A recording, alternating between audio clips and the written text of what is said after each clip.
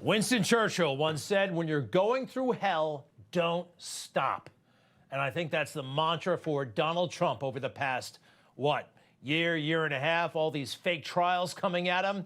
Today started off awful, but it turned around. And it has been hell at times, right? Showing up at all these phony proceedings all over the country, clearly an effort to influence the next election. And today, it seemed like it was going to be the worst day. Stormy Daniels, intent on making a spectacle out of herself, on lying like crazy, and trying to dirty up Trump, in cahoots with the prosecutors, in cahoots with the judge. That was the game plan when she showed up. It did not work out. Apparently, it was a spectacular crash and burn, and it looks like a mistrial will be in the offing. It didn't happen today, but it could happen very soon. More on the Stormy situation in just a moment. We also have this just a little while ago. The documents case against President Trump just blew up to the point of, well, no repair. This case is dead. Judge Cannon, a federal judge with ethics, with judicial temperament, has put a hold on this case indefinitely. Indefinitely postponed former President Trump's classified documents trial, citing a number of outstanding pre-trial motions and the overall idiocy of the case. It started on August 8th of 2021. That illegal raid of Mar-a-Lago by the FBI, the formerly prestigious law enforcement organization that disgraced itself by arraying these papers on the ground, trying to scare people into something that it was not, giving Joe Biden the opportunity to show us who he really is. Remember his outrage? How could anybody be so irresponsible? How could anybody do that? Well, Donald Trump had every right to the documents, and Joe Biden, when we found them in your garage. But first, just to reiterate, Donald Trump had every right to these documents as commander-in-chief, and when he brought them to Mar-a-Lago, he was still president of the United States. People forget, he didn't steal these documents. They're right there in those boxes. He didn't try to do it surreptitiously. He had a right to them. And he left the White House at 8:13 in the morning. You see it right there. He arrives in Palm Beach after his presidency, but he's still president, actually. Technically, he's still president at 11 in the morning. And he gets back to Mar-a-Lago. He's still president. With all of those documents, he has every right to.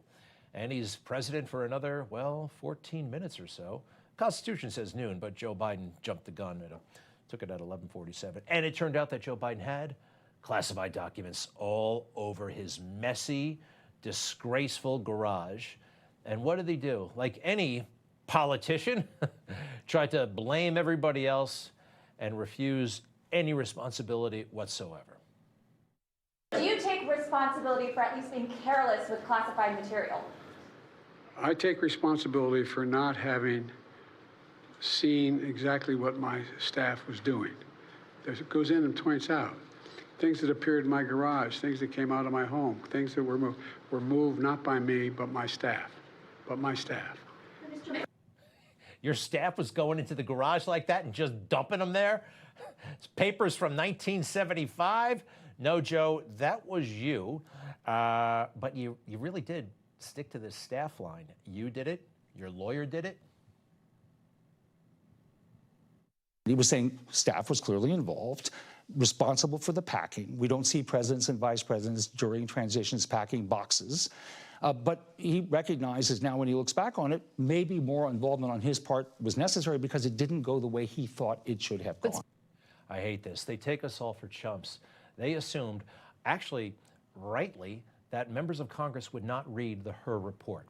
Robert Hur actually blows the staff, it was the staff's fault, right out of the water. If anybody bothered to read it like I did on moving day when Joe is leaving the vice presidency, guess what? He packed all that stuff himself.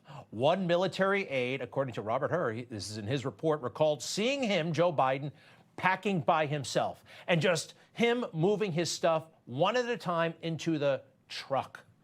And Hur left a clear implication that it was classified material that Joe was packing into those boxes by himself. It wasn't the staff, it was him. but they have no respect for us. So they lie, thinking they'll get away with it, and in large part they did.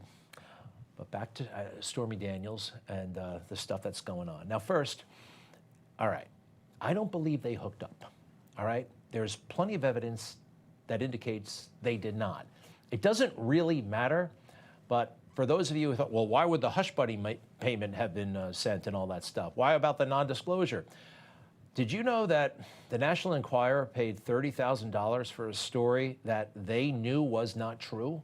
Yep, the National Enquirer paid $30,000 to a doorman over at Trump Tower who wrongly claimed that Donald Trump fathered an illegitimate child with some maid who worked at Trump Tower.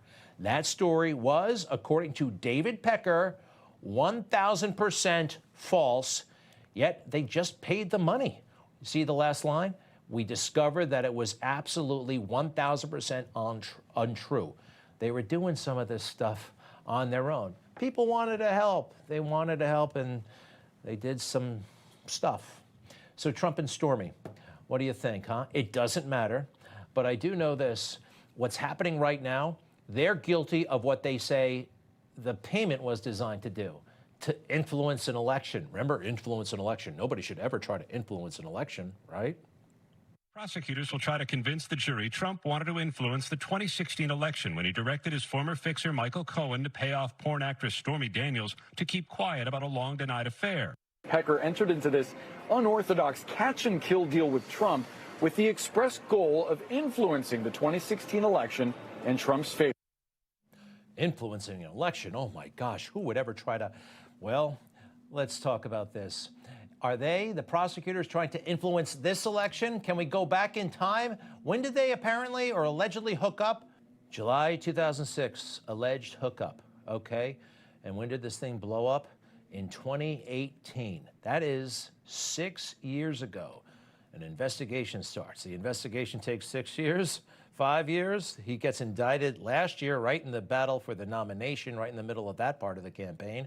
And now 6 months before the election, they have this great big fake trial. You think it's designed to influence the election? Of course, that's the whole point. They want to dirty Trump up. They don't really care about a conviction. They're having fun right now, although it is blowing up in their faces. And, you know, people say that Trump and Stormy Daniels, that's somehow controversial. I don't think so, actually. You know, Stormy Daniels, I don't know this, but I don't think she's ever supported Hamas. I don't think she's ever given money to Iran. You want to see somebody who did that? Joe Biden and Barack Obama. Here's a controversial picture. Barack Obama hanging with Minister Farrakhan, Louis Farrakhan, one of the worst anti-Semites in the world. Yeah, that's an offensive picture. Hanging around a porn star 20 years ago, that doesn't really bother me. It just doesn't. October 7th, the raid on Israel by Hamas, that bothers me. It would not have happened had America not refunded Iran. That young girl on the back of the motorcycle being taken hostage, that bothers me. Infants being held as hostages, that's pretty awful, don't you think? And what about these forgotten American citizens? There are American citizens right now being held by Hamas, and Joe Biden doesn't seem to give a damn. I mean, obviously, he can't talk about these people because AOC and Rashid Tlaib and some people around Detroit will be upset. I mean, Joe has to somehow convince the radical left Hamas supporters that he is with them, and so he's got to screw over Israel. And he's doing it in big ways and small. So that kind of puts the Stormy Trump allegation in a bit of perspective, right? It's in the distant past. It is totally irrelevant. You want to see something, though, that's not in the distant past and, quite frankly, is relevant? Joe Biden's creepy behavior, which persists. Grabbing people that he doesn't know, touching them inappropriately. It doesn't matter if it's the elderly, teenagers. Joe is groping a clothes talker in the weirdest way. I mean, this is borderline. I'm sorry. That's a 16-year-old girl. This is wrong. And then Joe says the crudest thing in the world. What does he mean by this? Remember, no dates till you're 30 years old. No serious guys in your 30s. Okay. And why? No serious guys to your 30s. The one thing I want you girls to remember, no serious guys to your 30s. What the hell does that even mean? Spend your 20s just having fun and indulging yourself? I mean, it's not that fun. I've been there. Joe, it's a horrible message from a president. Horrible, horrible, horrible. And if we want to talk about allegations, sexual allegations from the past, what about Tara Reade? Tara Reade made very credible allegations against Joe Biden. And it's not like she can't prove she was there. She can. She worked for Joe Biden in the United States Senate in the early 1990s. We know that. It is a matter of public record. She was there. And as long as people's sex lives are fair game this time, what about Joe and Jill? We want to talk about how they really met? Yeah, they didn't meet on some date because Frank, Joe's brother, saw a picture and thought his brother would like her. No, Joe moved in on a married man's wife. That's actually what happened. That's what really happened. And Bill Stevenson, well, he's a better man for it. That's Jill's ex-husband. Anyway, I'm not done with Joe. What did he mean by this? I got put in that 10 most eligible bachelors list. Because you were a United States Senator, you were a catch. Yeah. And so, Yeah. And a lot of lovely women, but women would send very salacious pictures, and I just give them to the Secret Service. I thought somebody would think I was, and I just gave up. That voice, it kind of gives you the creeps, right? The proverbial dirty old man, right? That's kind of the vibe we're all getting, Joe. And it's right. Hey, he brought up the pictures to Robert Hur when he was investigating the secret documents that Joe kept. You left everything in place. I just hope you didn't find any risque pictures of my wife in a bathing suit, which you probably did. She's beautiful. Okay, Joe. Well, look, you've heard about Stormy Daniels. I actually want to talk about Jeff McConney. Jeff McConney was the controller at the Trump Organization, and he seems like a really good guy. I know that because I've gone through the entire transcript, all right? All of this stuff. It is a fake case. Now, they know that most people can't go through this nonsense. I did. I know what they're up to. And we'll get to Stormy eventually, probably tomorrow. But what Jeff McConney said and others, very important stuff. I'll have it when we come back.